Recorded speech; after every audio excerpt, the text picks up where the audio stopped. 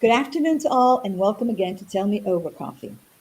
Our guest of today was born in Salisbury, UK, and grew up in okay, hold on a second. I'm just so excited to talk to her. It's just wow. Okay, so let's start again. Our guest of today was born in Salisbury, UK, and growing up in the New Forest. She has always had a passion for wildlife, nature, and the outdoors. This fueled her creativity endeavors where she loved to write and attend drama classes at school. Brought up watching movies from all eras, film has always been in her life, and her dream initially was to become an actress. But shyness and self doubt prevented her from ever admitting it, although she did do something, and something big, as far as I know. As many of us, she started her professional endeavor in other fields and industries, and thanks to this, she was able to move to the next phase of her career, filmmaking. In 2004, she made the move alongside her husband, the director James Smith, not Sam Smith like I like to call him, I don't know why, starting with documentary filmmaking, which proved to be relatively successful with some award wins. Theoretic- Theoretical screenings and DVD distribution, as well as corporate videos. She's a film producer and a prolific screenwriter, working on slate of original movies with Raya Films. Her screenplays have received high praise from established companies in London and Hollywood.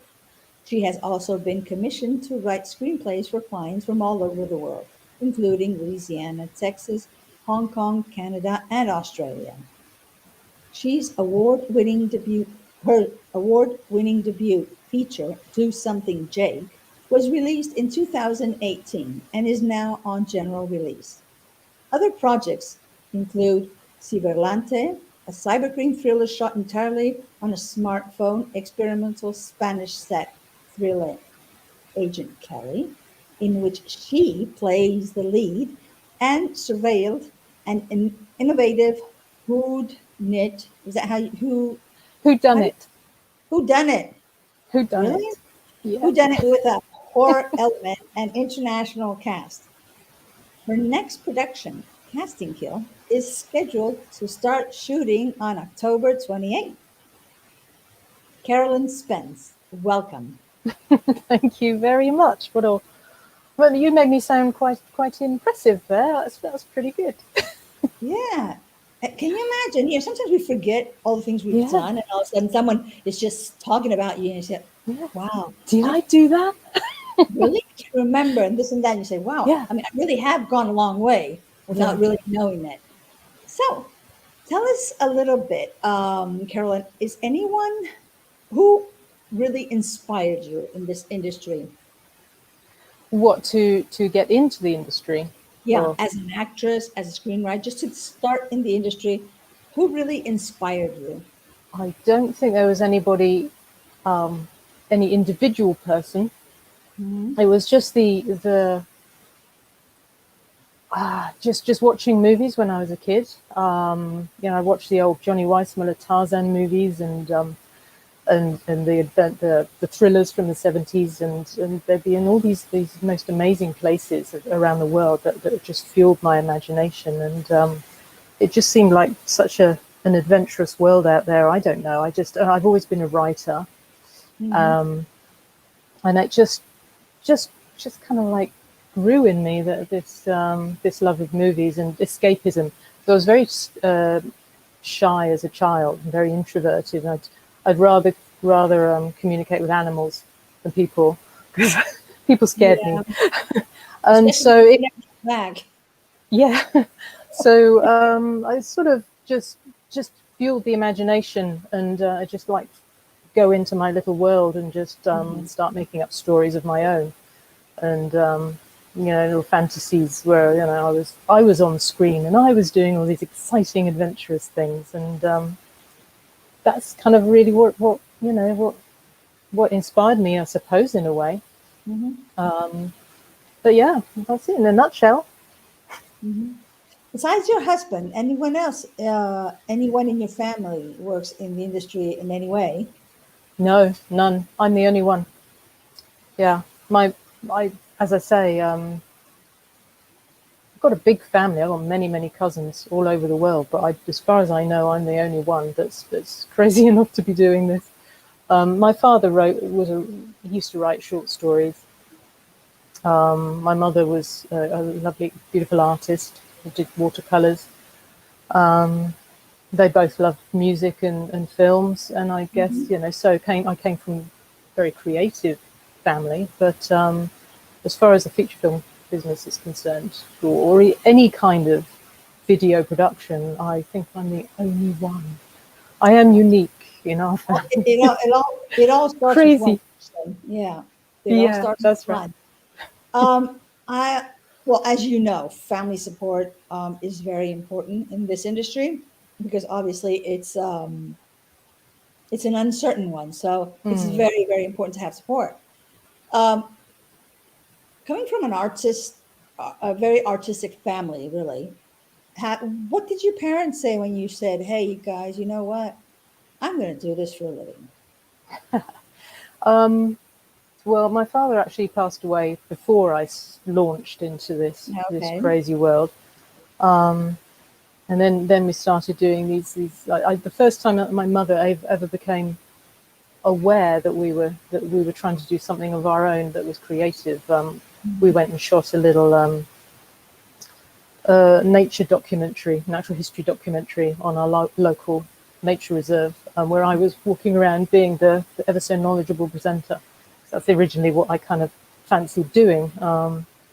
And then we called round to my mother's one morning and said, "Sit down, I want to show you something." And I showed her this film. She was over the moon with it, and very impressed. I mean, she's always been very supportive, but I think unfortunately she never. When I moved into feature film, she never quite understood what I did or how I did it.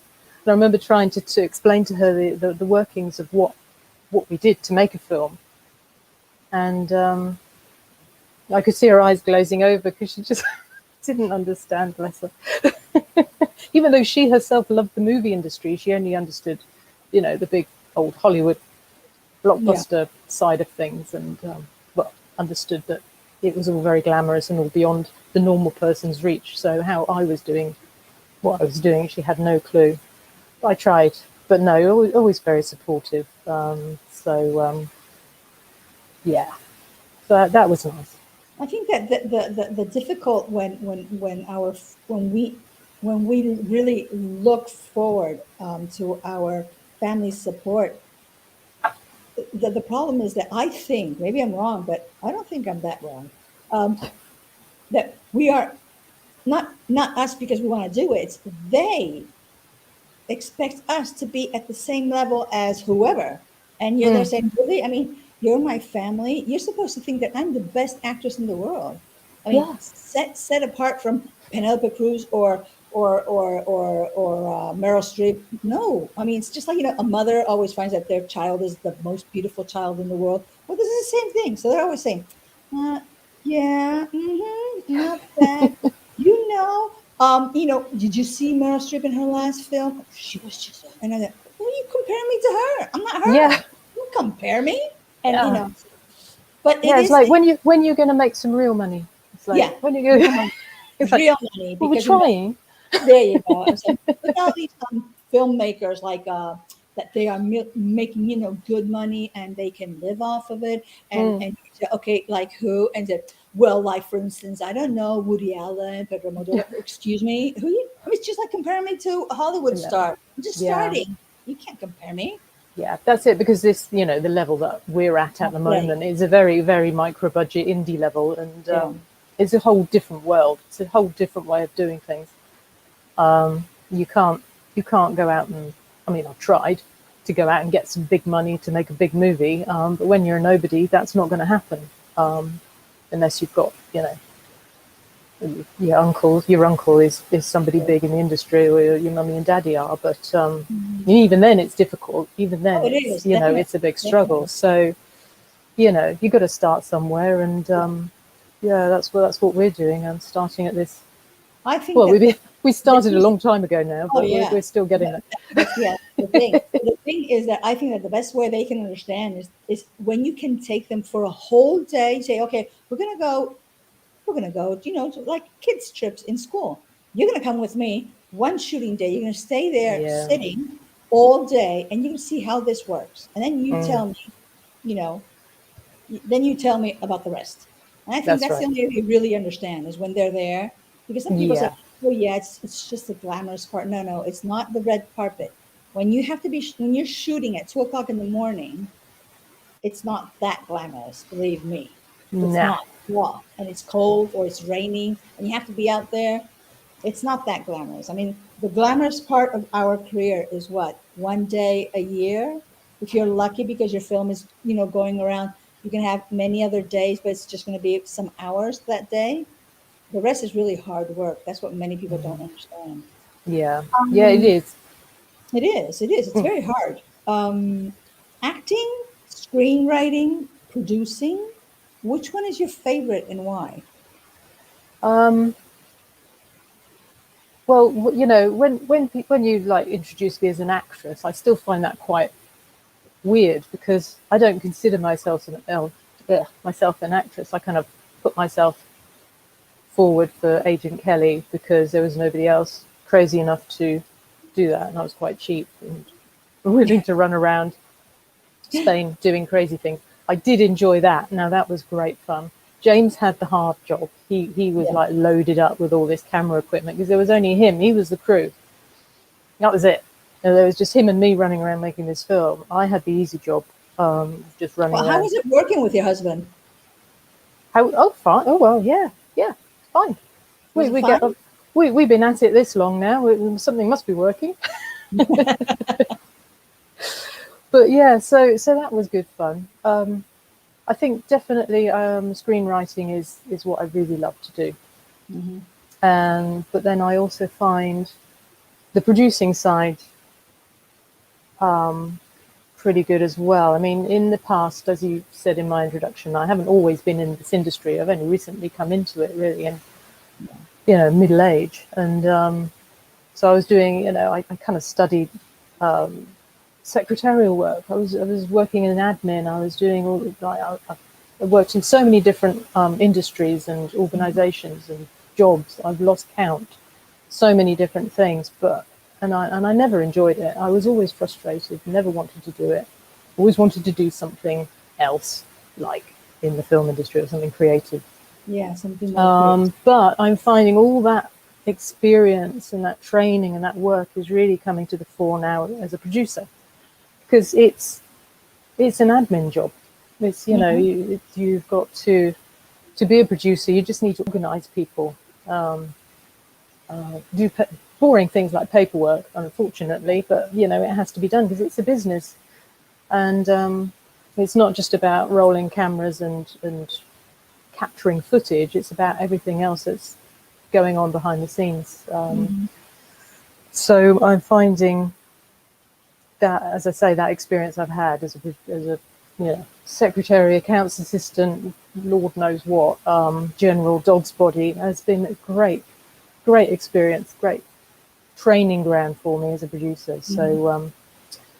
So yeah, so I'm finding that not as challenging maybe as somebody who's has just come out of film school and hasn't got that wealth of experience of you know so many different facets to it that can scramble your brain.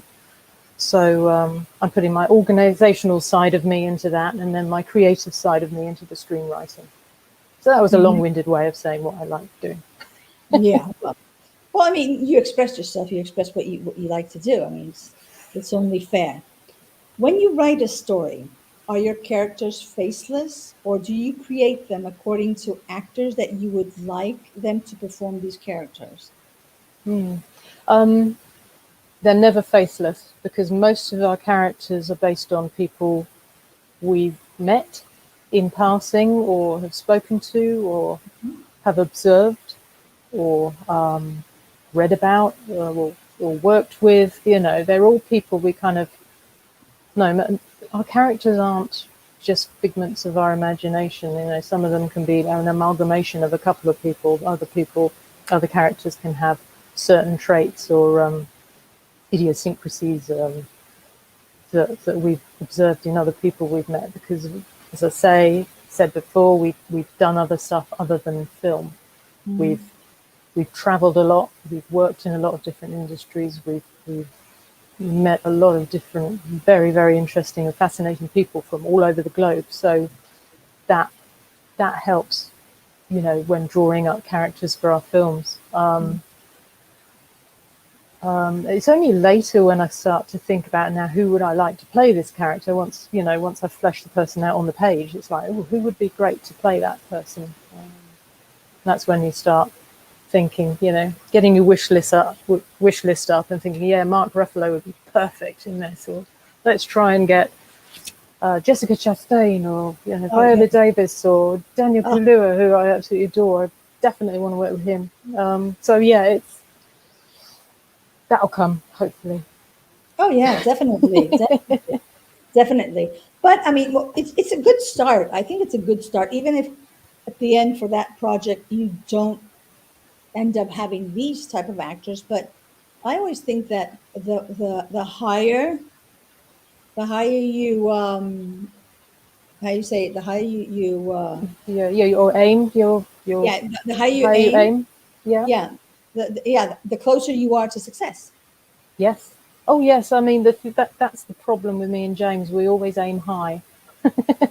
Sometimes, you know, we start off with a little project. We think, okay, well, this is going to be a one-room, two-person film, and we're going to be able to shoot it really quickly on really no money, but we'll get these great actors in. It's going to be great. So I start writing, then I start adding bits, and then we come up with other ideas. And by the time we've finished, it's like a big blockbuster, and Yeah, and it's no we haven't longer. got a hope of doing it on no money at all.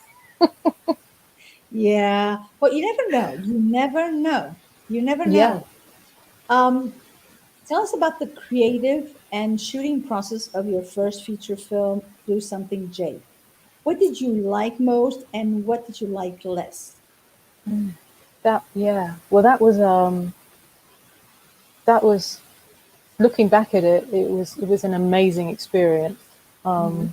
because we had a base in a town called Loughborough in the middle of the United Kingdom, and we literally had no money. For many years we'd been trying to get real money to make a real film. You know, and we came close so many times, but we never quite got there because, as I said before, we're nobodies and we're not going to get the big bucks to go and get some stars in our movie and go and, you know, get Universal distributing it and all that. So we thought in the end, oh, God, let's just go and make something. You know, we've got this opportunity to be in this house sit in this town, and so we thought, let's just go and make something and see if anybody's interested in helping out and coming on board. So we did that, and that was, to be honest, that was amazing. I was so impressed and surprised by the fact that so many people came forward and just wanted to help out, just to be involved. So the process of that film was, I wrote the first draft of the screenplay in about 3 weeks, and then, you know, we just started reaching out to the local community and seeing who would want to come on board with locations, or to help in the crew, or to be extras, or, you know, anything. So we managed to amass this large group of people, because it turned out to be a zero budget film, breaking all the rules, with, you know, large cast in multiple locations, and we even had an actor, Ed Bergtold, who flew over from the United States to be in the film. Wow. He flew himself over, you know. He said, I'll fly myself over. So that was amazing. And yeah, I mean, shooting it, we shot that in just over 3 weeks, I think, or 21 days, something like that. And then post-production was, yeah, we were in post-production hell from then on. It took a couple of years, about Oh, 3 years, I think, because we've spent 1 year with an editor, and I think it was sound editor, and the composer who couldn't quite deliver what we needed. So that was 1 year kind of wasted in a way. Wow. But since during that 1 year, we connected with a whole lot of other post-production crews and people, so that came on board and to help us finish the film.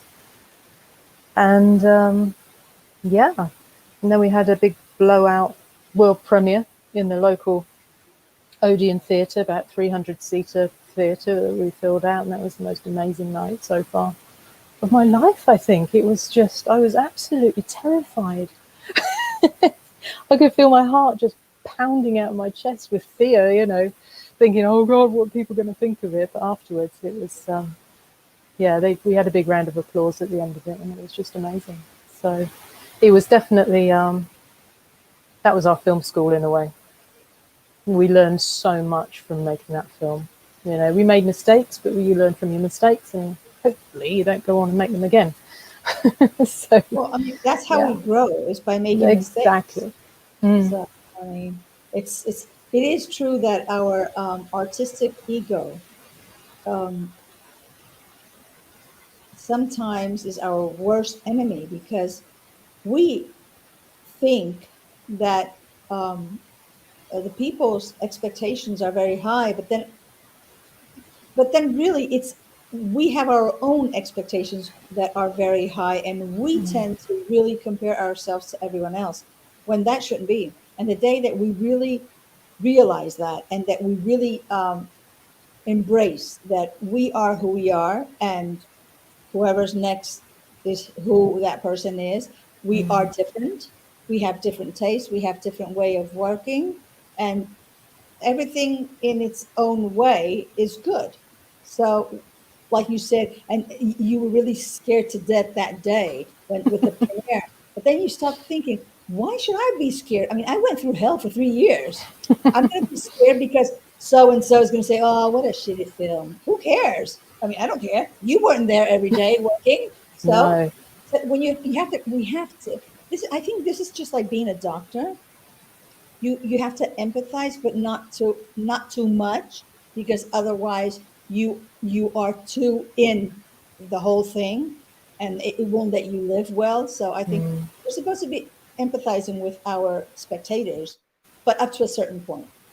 Yeah. It's Yeah. just like, when you say, what do you think? If you ask people, I mean, the worst thing you can ask a person is, what do you think about this? They're always going to say something completely different to what you are proposing.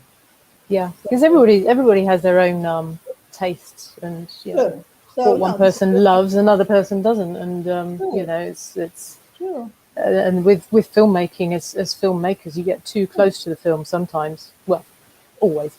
So you just don't know what you've got in the end. You can't be subjective Yeah, with it. true. But one thing is that you getting too close to your project, and another thing is always being in search of the spectator's blessings for what you Yeah, just did. No, yeah. this is what No, I do. that's it. I mean, You can I'm like very it or not. You can like it or not. I mean, I respect that. You're not going to like everything in life, but no, just respect that. Maybe if you don't like it, doesn't mean that it's shitty or whatever. No, it's just different to what you like, which is completely different. I mean, I'm not in love with all filmmakers, because there are some films I just don't understand, but I respect it. I respect their way of working, and their view, and what they want to offer. And I respect that. It's not my, wow thing, but I respect it, because, I mean, this world wouldn't be colorful if we all thought the same way. yeah, So thanks to that. yeah. Okay, now we're going to start with the very hard questions. Oh no. Yeah, I know most people don't like it. I love it. So, we live, as you know, in a multicultural, multi religious, and multi ethnicity world in this industry. Would you say that we all have the same opportunities, not only character wise, but we're talking about category, but also salary wise? Oh, I don't. That is a hard one, isn't it? I mean, it's not really. I'm not really qualified to answer that to a great degree, but I think I'll answer that by saying we've got more opportunities nowadays. Everybody, across the board with technology, we've made films on phones. So a lot of other, anybody can go out and make a film on their phone as long as they have the basic skills and the passions. Yeah, we've got more opportunities. And I think it's down to, I think generally there are people out there who have better opportunities, definitely. But it's also down to, you could have these great opportunities, but you might not have the hard work ethic or the drive. So I think that's the most important thing, really, for me, is that from my observations, it's just you've got to have, if you've got the passion and the creative skill, you're halfway there. What you then need is like the heart, the know-how, the sort of like the mental toughness and the hard work attitude, and the ability to just then drive it home and head for the 100% mark to get where you want to be. Yeah.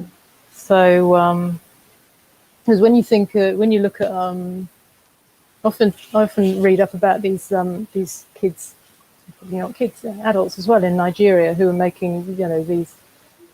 They've got, compared to us, they've got practically nothing, but they've got, they might have a phone and a computer, and they can learn what they need to know from YouTube, and they go out and they make these films, and they're so resourceful with what they do, and they're really making a mark on the world, and everybody's sitting up and taking notice, because what they're doing is just, they're not taking no for an answer. They're going out and they're going to do this thing. They're going to make their little movies, and then they're going to go around and sell them around, if not their community, then around the country, around their city, around the country, and around the world. And I find them really inspirational. Well, you might have seen this YouTube this thing on YouTube where you've got a scene where there's kids on a motorbike, and he's going like hell for leather, and it's like the wind is flapping his shirt, and there's trees whipping by, and he's going crazy, and it pulls back, and then what you see is this motorbike is completely static, and there's another kid behind him holding his shirt tails and flapping them, so that it looks like the wind's whipped through. There's another kid next door, and he's got this branch, and he's flinging it by every so often in front of the camera, so it makes out that the kids on the bike and going, really is going crazy along the road. And I just think that's so resourceful and so inspirational that they just get up and do that. So I like that. I like that side of the business. I think that sometimes having everything at our reach, like we have, to create a film, be it long, short, I think sometimes it makes us forget how to be creative creating. These kids, see how creative they are just to shoot this scene that we all think that the guy is on a motorcycle and he's going 140, 150 or whatever, and all this wind and all this thing. And really, he's just there. And he has 3 or 4 people doing the rest of the thing. I think that it's just like, when you give so many things to the kids, they're so used to having everything. Creativity is almost zero in them, because when you tell them, hey, well, just do something. Okay, let's build something. Okay, let me go watch YouTube. Why? Can't you think? Just stop, think. If I want to do a car with a carton of milk, what do I need? How can I make it work? How can I? No, let me go to YouTube. No, forget about YouTube. Use your brains, for God's sake. I mean, I think that at the end, if we keep on going this way, our brains, instead of how do you say it? Instead of oh my God, sometimes I forget my words in English. Okay, instead What of is it in Spanish? instead of evolving, it's going to be shrinking, because we're not using. I mean, of the little thing that we use, I think the little percentage. Every time we're using less and less and less, because everything's there. All we have to do is just put it in Google, put it in YouTube, and we have it there. So we're not really using our potential. And I find that, especially in creativity, I find it's a pity, it's a shame, because um, it all started like that with two brothers, and then Yeah. with Alice E. And just the way they thought on, or just, I mean, we don't even have to go back that much. Just these kids in Nigeria, for instance, and they're thinking, shoot, they do it. Mm, And here I am worried because it's a low budget film. Really? No, I can't. exactly. Yeah, I just think that we've we've just crossed that barrier of the expectations, and we have to expect we have our expectations have to be lower. I Mm, think, mm. because I think that that's when we become much more creative. Because when you don't have the money to do it, Yeah. and you have to do it, you start thinking. If someone comes Mm. along and says, "Okay, Carol, how much do you want for your next production? How much do you need? You need 10,000, 20,000? No problem. I'll give them to you."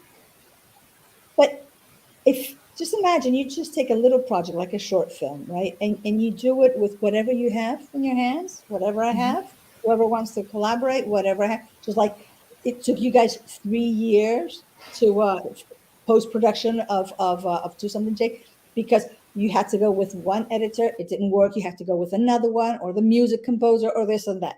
Just imagine if you had it all for, here's the money, do it. True. Um, hello? Hello? Uh-oh. Hello? Hello? Oops. Hello? Uh-oh. Uh-oh. Hello? Hello?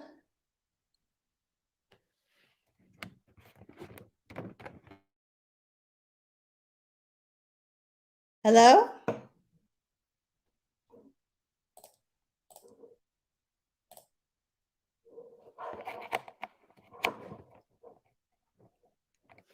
Boy, hello. I don't know if we are still here. Um, okay. I think I've something went wrong. I'll be right back. Just a second, please.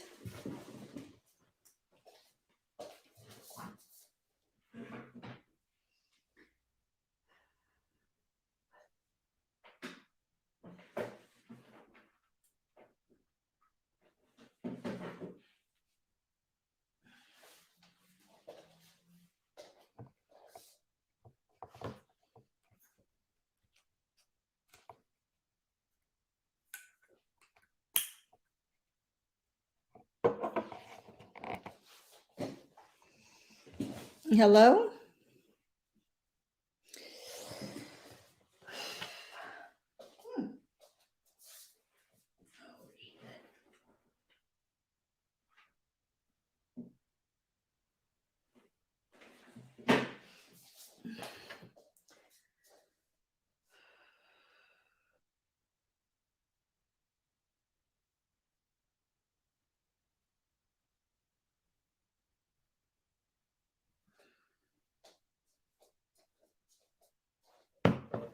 Ah,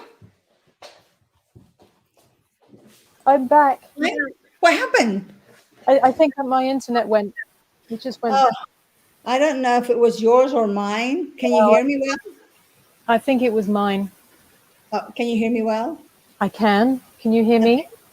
Yes. I was all, oh my God, what's wrong? What's wrong? It's okay. This is what happened. This is what happens. Yes. It's okay. So hopefully that's it. We'll be Yeah, okay. hopefully. So, I'm gonna just use two questions in one. Okay. Well, I want to know you as a screenwriter, as a producer, even as an actress. What do you Mhm. think of actors who are being classified by their origins? What I mean by that is, for instance, Latinos, they tend to do roles of either maids or Colombian cocaine drug dealers. Russians, the guys are from the KGB, and the actresses are prostitutes, Hmm. things like that. Yeah.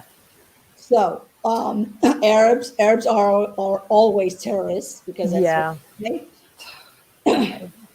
No, Yeah, what do you think? I think that's rubbish. I mean, I really don't like that. It's just stereotyping people Yeah, to to the hilt, and it's just so tired doing that. It doesn't.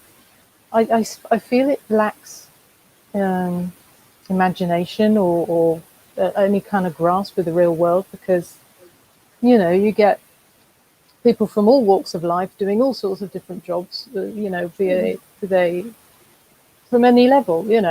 The CEOs of a huge organisation to somebody who's doing a really important job in healthcare or cleaning or whatever, and each job is as important as the other, and I don't know why we should have to always that's pigeonhole people like this. that's And I that's my point. That's my point. Why Yeah, all and all I all of the roles of all the professions in this world can be done by white people. That's not a problem. yeah But when it comes to people of other origins or ethnicity, no, there are certain roles. I said, well, why can't he yeah or she be a doctor or a CEO yeah. or a pharmacist or a Mm, teacher? I don't I know. know. I mean, when we're casting films, I look at whether the basically can the actor act, Sure. to the degree to the degree we want, and it doesn't matter. And sometimes we've switched genders. It's like we've been looking for a male actor for a role, and then we've met somebody, a woman, and thought, well, she'd be quite good in that role, so let's just switch and change the name and switch it around. And Mhm. no, it's I just look to see who's got some charisma, who's got some that hard work ethic I was looking for, who can act, who can really fit the role, no matter what their background. Mhm. I don't see why other filmmakers can't and won't do that. It's just, as I say, it's stereotyping, and it's getting a bit old and boring now. Let's change things around and make things a little bit more real life, shall we? That's something I don't understand, because this thing also happens between actors and actresses. Hmm. You will see many stories where there are more male actors in the story than females, Hmm. unless it's a story about a woman and her siblings and whatever. But usually, if it's whatever story, usually there are more male actors and less female actresses. But then, what I find a bit of, even I could even consider it insulting, is that you can find a male actor who will be doing the role of, because the actor is about 60 or 65, and his co-actress, she will be about 30, Hmm. and that's okay. But the reverse is not okay. You will never Hmm. see a lady who is about 65, and all of a sudden the guy who's working with her, he is 30, and you're there. Why not? Um, just imagine there are so many companies where the CEO or the general manager is a lady who's about 70 years old, Hmm. and or 60 years old, and the guy who's underneath her, even if he has so many degrees, he's only 30, and she's Yeah. the boss, and she's the one who says you do this and you do that. Well, that's real That's real life, isn't life. it? But that's the point. Why do we tend to um, create? Okay, I do understand that sometimes there's this Spanish filmmaker who once said he did a series on a high school, and then some neighbors told him, hey, but that's not true, because us teachers, we are not like that, and that's not really how it happens and how it works in a high school. And he said there are two realities. We have the real reality, and we have the reality that we would wish it would be. So that's filming. the reality we would wish it would be. But then, if it's what we're talking about now, about men and women working together in a story, why is it always that you find more male roles than female roles? It, it's like Obviously, this they're needs. yeah, it's like they're filmmakers have been stuck in a rut for the last 50 years, Yeah, doing that. Um, and again, it's time that, they kind of looked around at the real world to see how the real world works. And okay, so they might think, oh, well, we wish it was like this, but that's kind of boring. It's yeah, to have all this, older man, younger woman thing. That's kind of boring. And older women are damn sight more interesting anyway, because of their life experience. And I'm saying that because I'm getting on no, no, now. but So, yeah, but no, I think it just makes life a bit more interesting to definitely. actually, portray the world as it is. Um, you know, I don't know. It's just a trend. It's these trends, I guess, that it unfortunately hasn't been broken yet, and it just takes somebody who's got a bit more imagination to tell these stories with, Hmm. as you've described. But I guess in France, they're a little bit more open to, portraying the older woman as the Yeah. key protagonist or antagonist or whatever, and the opposite the younger man. I don't know. I'm not a complete expert on it, but no, it's something definitely worth looking more into to see what the current trends are in that respect. Yeah. I mean, it also really, I think as you said, in France, they are more open to this type of stories, but it does depend a lot on the country, really, where you're shooting. Because, for instance, here in Spain, I don't know why the imagination is that I don't know, 55-year-old lady cannot be the mother of a 10-year-old. And they said, no, because you're 55. I said, yeah, but have you ever thought that this person has been working as a general manager for a company? That was her first aim, her first goal. And then she had her eggs frozen because in the future she wanted to be a mom when she had more time. This happens in real life. So, or like they say, they envision the grandmother, you know, small, uh, a bit fat, white hair. Why? She Yeah, can't be, you can't be a glamorous grandmother. cool, blimey, of course you can. And I've Of seen them in course. Spain. They're the most But glamorous grandmothers on the planet. that's the point. So why on earth would you want to say no? You're too old to be the mother of a teenager, Yeah, as they tell me, or you're too young to be a grandmother. I said, well, excuse me. yeah, I already put the example of being a mother of a teenager, but as a grandmother, I am the grandmother of a 13-year-old granddaughter. So I am a real grandmother. It's this thing they have. I don't understand it. I mean, or just like, for instance, you have the stories of a guy or a lady who you're telling their life, and obviously, well, since the kid is a small kid, that's one actor. Teenager is another actor. But then we go to the adult age. Then we have this between the adult and the senior. They look alike, but they're not the same actor. Well, here in Spain, they will go on and putting all this makeup to make you look older, but it's always the same character, same actor. And they're saying, why? You change. I don't look the same as when I was 10. So why would you want me to be the same person all the way? I mean, unless you're Benjamin Button, of course, oh but yeah, no, different.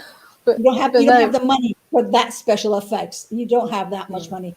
But why would you? We all change. We don't look alike. I mean, I was skinnier when I was 40. Now I'm fatter. I'm older.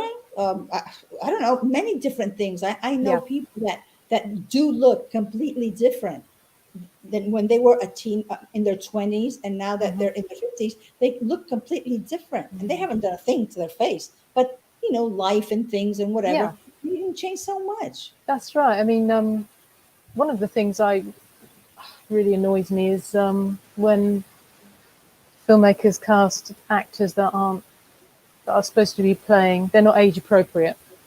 Yeah. So they cast a younger actress normally as somebody who is older, and then they just age her up a bit. Well, why can't you just cast an older actress in that role, of which there are many, many brilliant Well, ones? yeah, that's the thing. That's what Yeah, really surprises me. It's as if there was no other actress of that age, and you have yeah, to take a younger one to make her look old.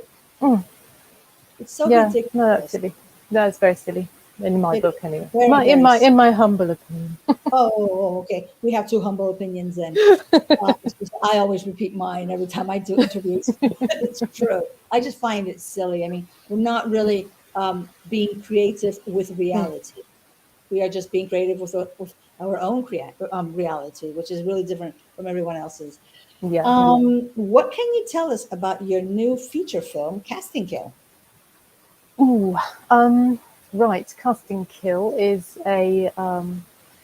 it's it's a horror film, but in a smart horror genre. So it's it's more Hitchcockian Okay.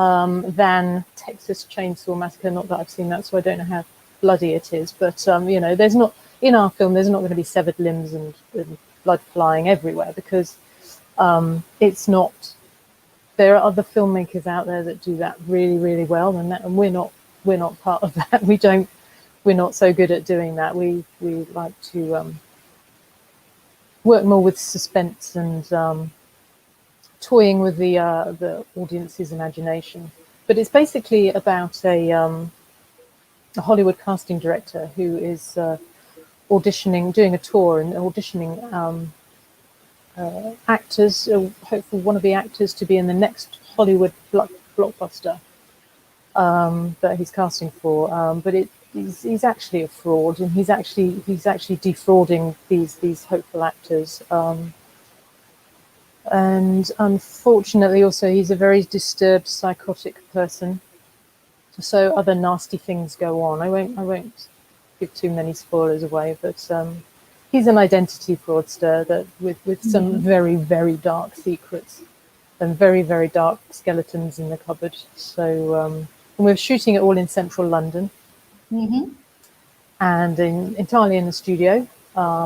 So it's very, very much looking forward to it. Finally got the scheduling finished, which is always a big, big job. So now we've got a couple of months to get all the props sorted, all the wardrobe, hair, makeup organised, and move forward to make a hopefully a very creepy, scary production. There's no hopefully. It will be.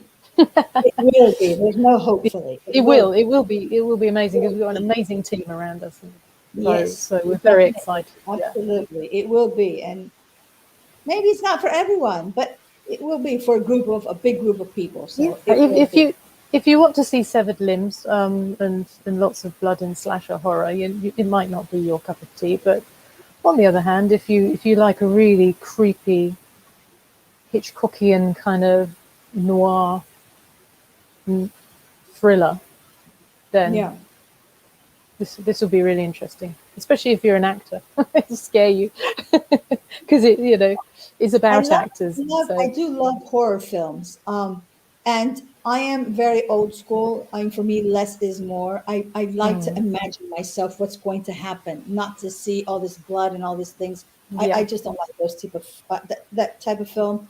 no, I really don't like it. I like to imagine this is going to happen, and then all of a sudden, no, that's not.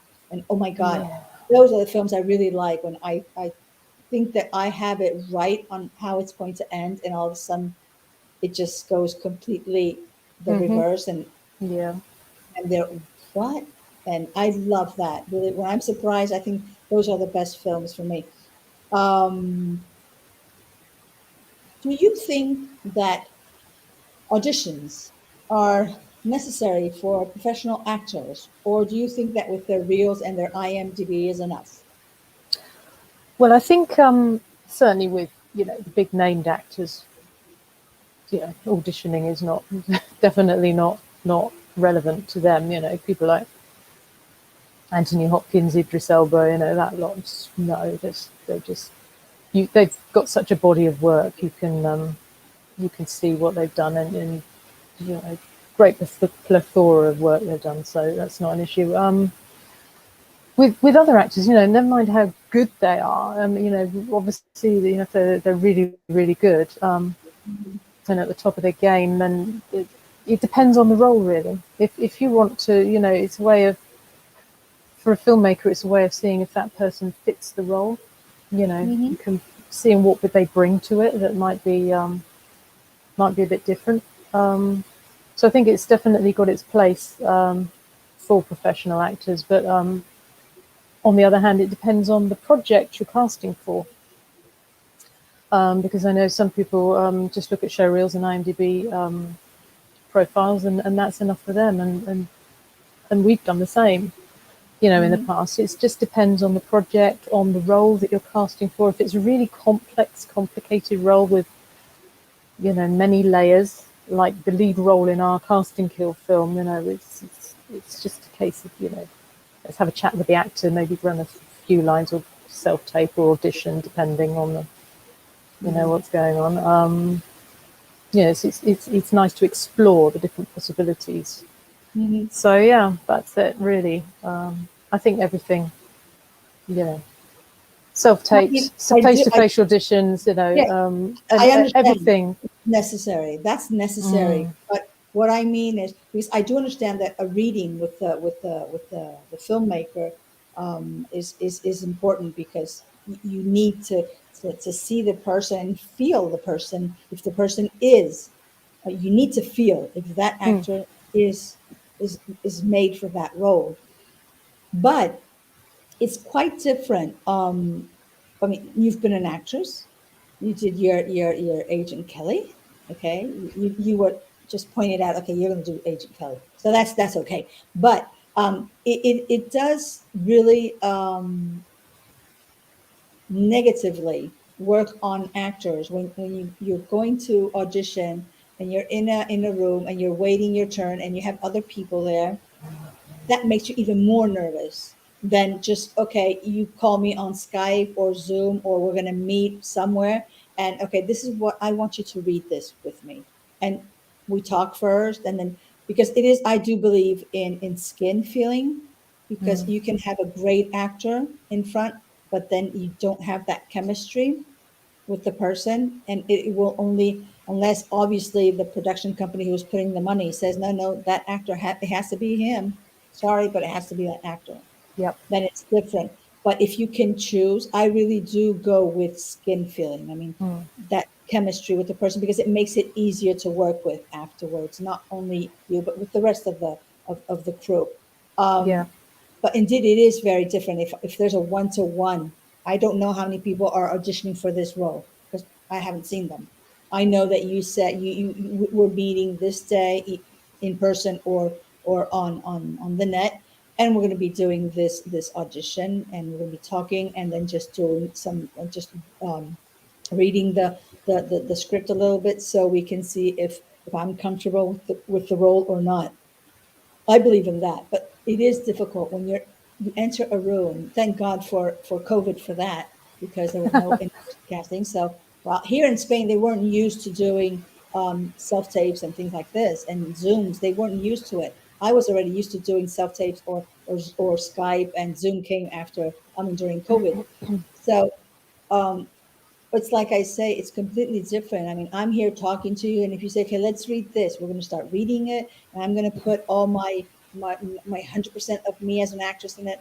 But if I'm waiting, and all of a sudden okay, now yes, you can come in, and then I come in, and I know there's about what 3 or 4 other ladies my age range, and this and that, which I already know, and this and that. Okay, let's see what's going to come out of this.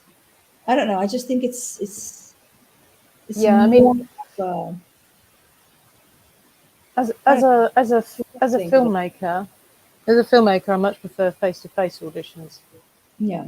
because I love to, just be able to take the time to talk to people properly, and get to know if you're going to, like the person, if you're going to be able to work with them, as well as if they're right for the role. When we've had face auditions in the past, we've always scheduled people so that they don't overlap and they're not all sitting in one room together. Yeah. That can be. I can imagine that must be It can be terrifying. I awkward. don't Yeah. know. Or I don't know. I haven't done it myself, so I don't know. But we try to be kind, and also give the actor a little bit of time in the audition. To spend time with them, talking to them, and as well as auditioning, getting to know them. Yeah. It's because they've travelled away to get to you, so you've got to give them a bit of, bit of something back. Mhm. So that's what we like to do. Talking about something back. Do you believe in giving back to the industry? In what respect do you mean? So Giving. Oh, this is very American. Giving back. Yeah, it's give very back. American. Giving back to the industry is, helping others reach their goals. Oh As a yeah, filmmaker, as a producer, it's just, well, it took me so and so to get up to here. If I can help someone else get there and not in that long of a period of time, I will, because yeah, you're giving back to the industry. I mean, someone in some moment of your life helped you, whether in a big extent or small, but someone helped you. So giving back is helping someone else. It's just like mm, there's this chain, this favor chain that you do a favor to someone, that person will do a favor to someone else. It's always going to be just rolling. Um, and I go back to the question: do you believe in giving back to the industry? well, yes, definitely. Now you explain. Yes, um, we always like to give opportunities to people, advice, help.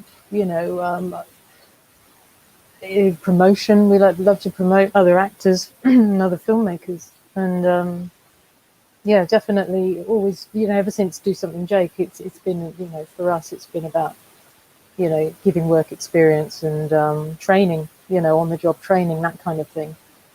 So we've always done that, and we probably always will, because we enjoy it. We enjoy helping out other people, Hmm. and you get to make some cool new friends along the way. So it's a win-win for everybody, I hope.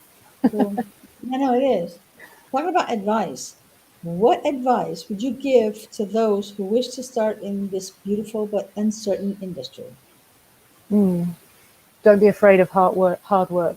You've got to work hard. Um, I know a lot of people who are very enthusiastic, but they don't seem to be able to.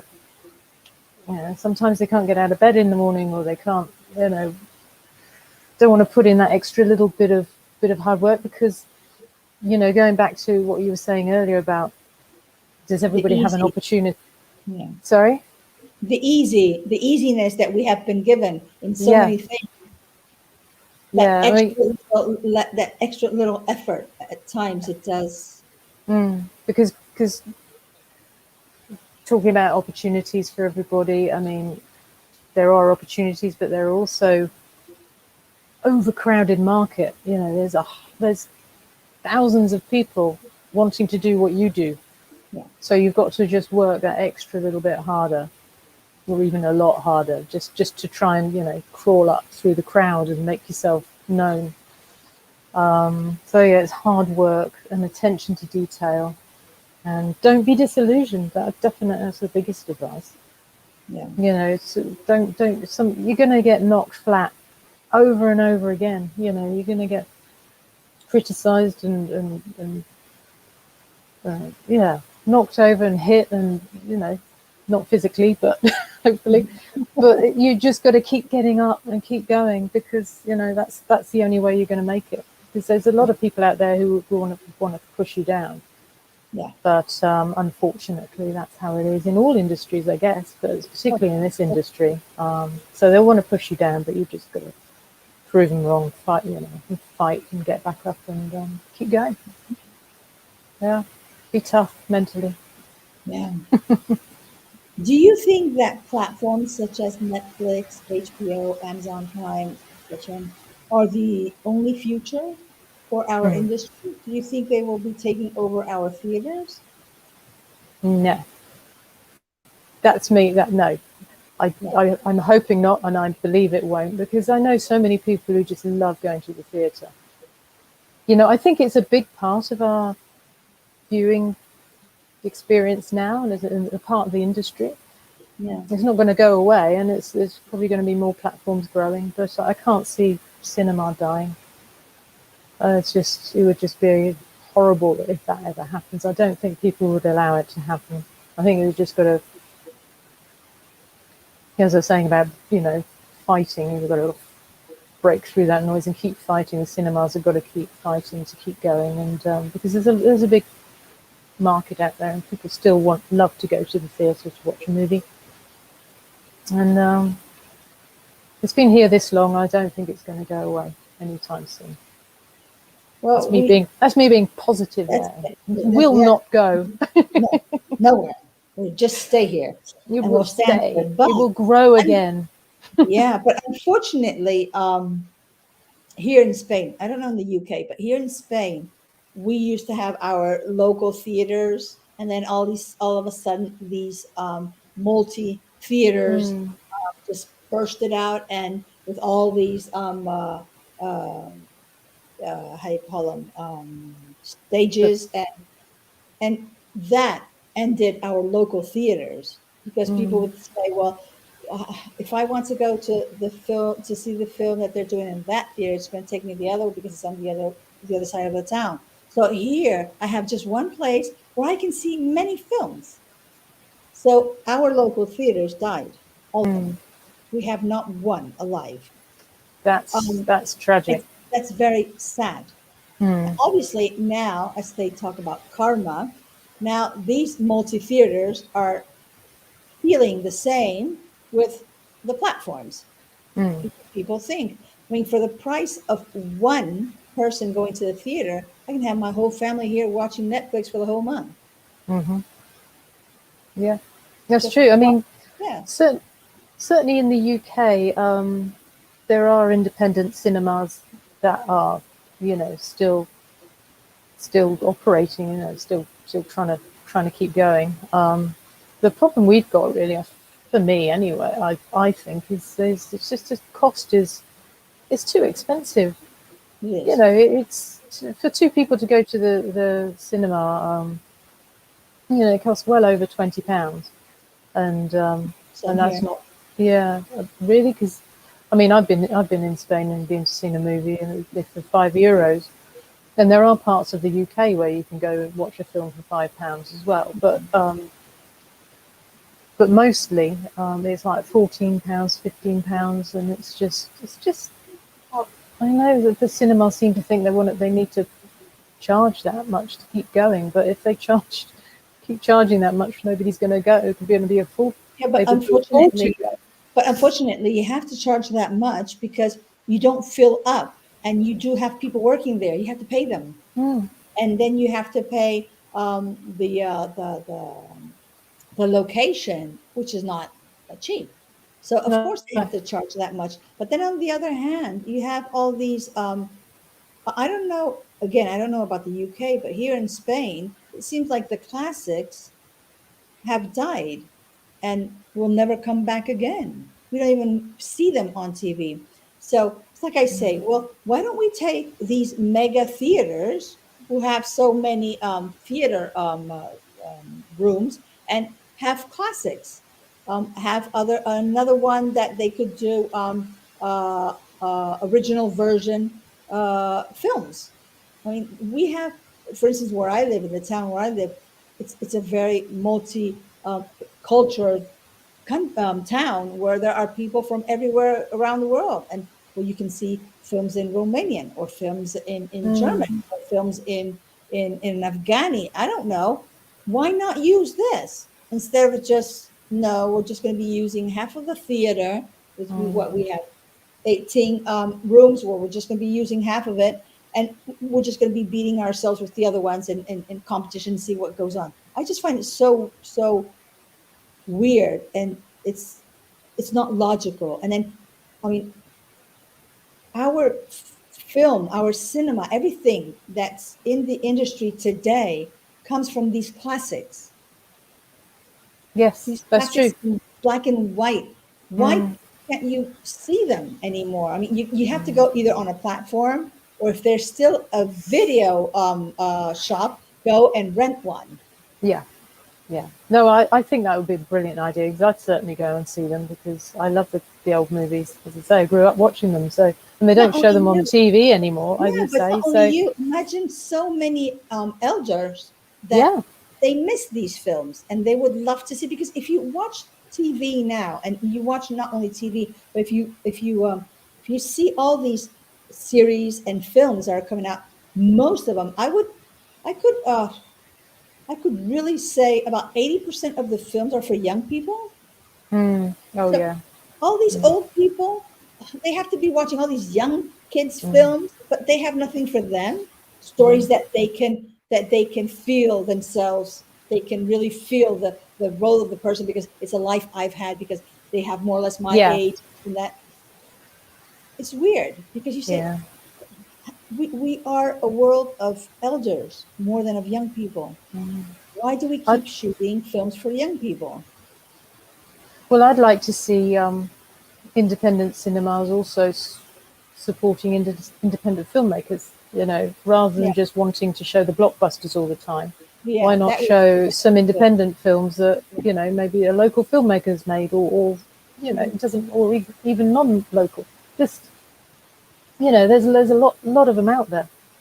A lot of films out there that have been made outside of the mainstream. You know, as we talked about earlier, it was being resourceful, innovative in order to make their films. Why not, support Yeah. them? But they Yeah.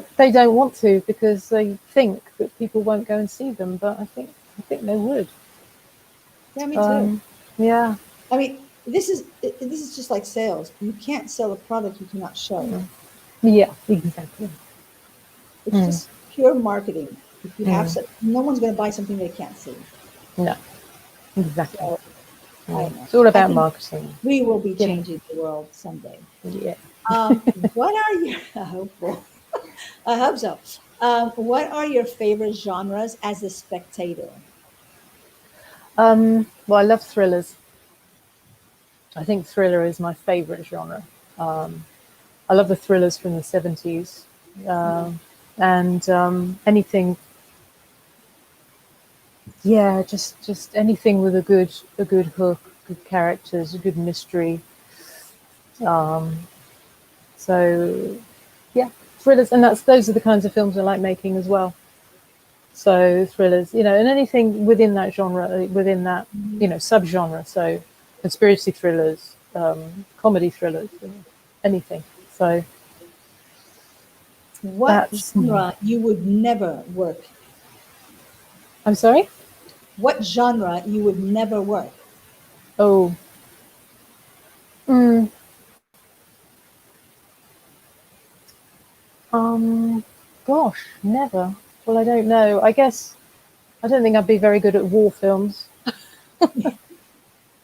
Well, I mean, Slashers, the it's a slashers, I wouldn't be able to do that because I'm very squeamish. Um, sort of, I was about to say sort of family or family stuff, but on the other hand, I have written a screenplay that does tap into that side of that genre, so I'll take that back. But yeah, so and nothing.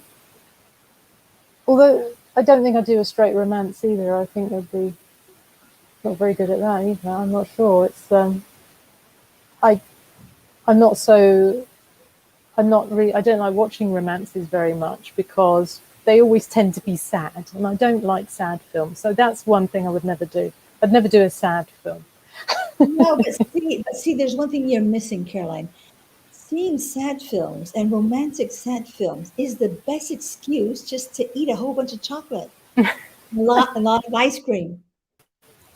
That's Yeah, excuse, yeah. Why I'd are you rather doing laugh. that film? Sweet, and then you have a good excuse. No, but Yeah. you. I do understand. I mean, me myself, I love thriller. I love black comedy. Hmm. Uh, don't mind, romantic things. I really don't like where there's a lot of blood or Mm. zombie land things. I mean, if they're going to pay me good, okay, I don't mind, but still, there I'm talking about an act as an actress, but as a spectator, no, I'm not into zombies and things like that. I do like you said, I love Hitchcock's film. I love just to imagine what's happening. Yeah. Someone who is very much is Michael Knight Shyamalan. I love his Oh work. yeah. He works so good. I loved Old. There's a lot of people who don't like it, who didn't like it. I really liked it. Obviously, there are some of the other films that he's done that I prefer, but this one wasn't. It wasn't bad. I mean, it really. I Hmm. was expecting one thing at the end, and then it was something else, which for me is just it's Yeah. a blow away. So it's great. But yeah, I wouldn't do zombie things. Nah, nah, no. No. I No. don't like to Leave crawl. I leave the don't like. zombies to the clever people, the Oh yeah. clever zombie people. They will eat their brains. I'm stupid, so I don't like that. Yeah. Yeah. Yeah. This is going to be a good question for you. We're getting to the end, right? So so you already know. If you could go back in time and forward, what would you tell your past you and your future you? Um, my past me, I'd say, okay, well, you can keep trying to get the big money to get your very first feature film with big stars in it. You won't succeed, but before you've made your no budget features, micro budget features, but you will learn a hell of a lot. So keep going. I'd also say don't be too trusting. We've been caught unawares many times with people that we've been trusted them too much, and they've turned around and bit us on the ass. So I'd say don't be too trusting. You know, just be careful in that respect. Because there's a lot of sharks out there in this industry, and you've just got to be able to Oh yeah, definitely. navigate those waters. Uh-huh. Yeah, so that's what I'd tell me, definitely. By the way, are you guys planning to shoot in Spain again? Yeah, well, we hope to, definitely. We need to get back to Spain. I Well, yeah, mean, of course you have to get back. That's we why I need to am. get back now. The world is gradually opening up again. As soon as we can get, we hopefully come visit again very soon. So, but yes, we will be shooting in Spain. Good to hear. We've got too many projects written that are based in Spain, so we have to. And I'm not having spent all this time written these projects and not making these films. So, There you go. yeah, can't wait to get back and get working over there for sure.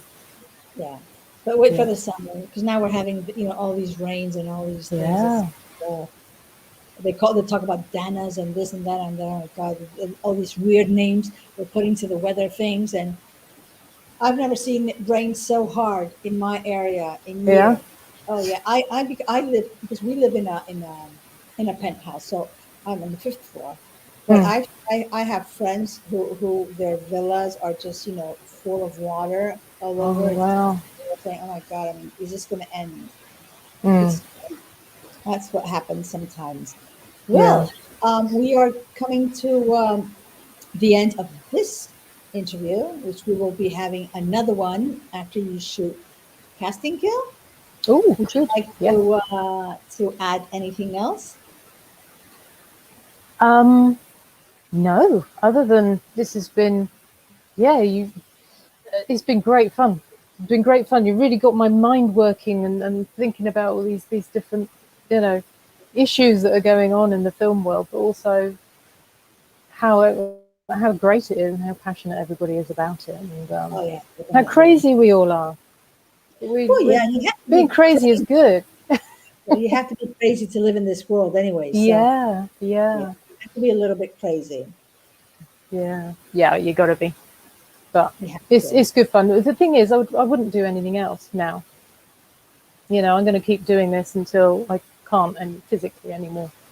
Until the Yeah, end. So yeah. I'm going to keep going because we absolutely love it. It's once you start in film, you know, if you're truly passionate about it, you can never give it up.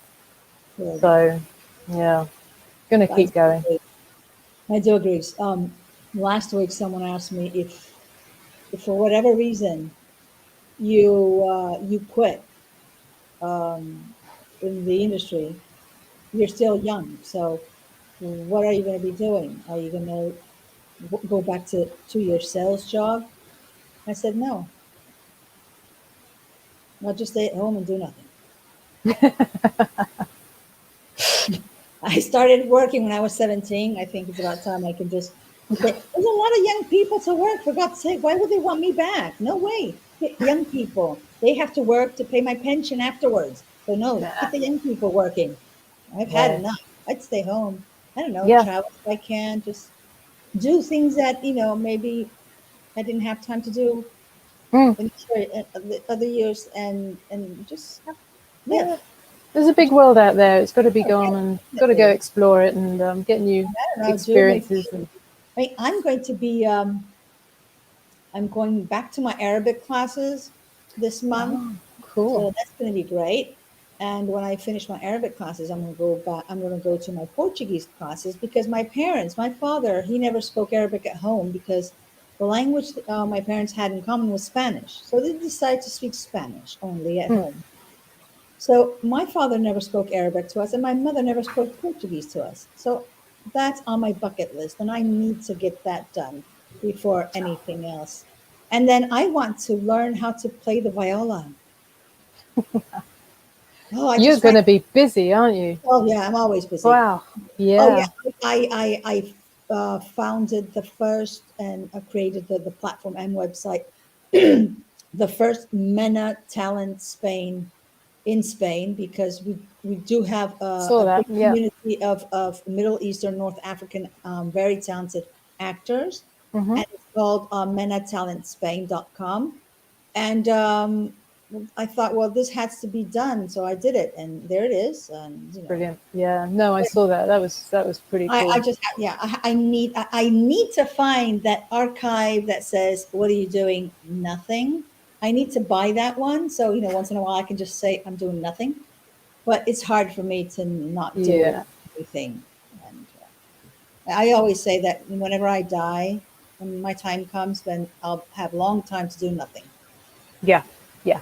That's right. No, keep going until then because you can Oh you can yeah, rest. You can definitely, rest after. definitely. Oh yeah, I can rest a lot afterwards. That's true. Yeah. Well, Carolyn, we have come to the end of this first interview. As I said, we will be having another one after you finish shooting Casting Kill, so you can tell us all about it. Fantastic. That'll It's be been a fun. pleasure. It's been a big pleasure, a huge pleasure sharing this afternoon with you at Tell Me Over Coffee and getting to know you a little bit more. I'm very sorry. I don't know if it was your fault, my fault, internet fault. It wasn't our fault. It I was think internet's it's fault. Yeah, internet fault. it's internet's Probably fault. coming from my end. Yeah, it's internet's fault, not yours, not mine. No. Um, I also wish to thank you all for following the program as usual and giving your support because life without culture is very, very boring and very dull. You can follow Caroline's career on her social media, which I always usually add. And we continue with the mysterious guest of the next day.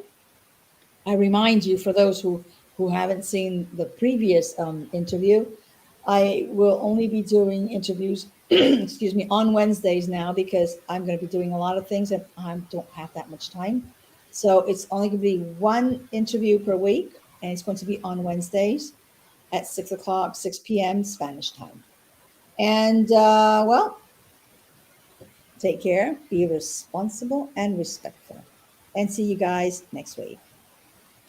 Thanks, Carolyn. Hope to see you very, Bye. very soon. Thank you Bye. so much for having me. Bye. Pleasure. Bye.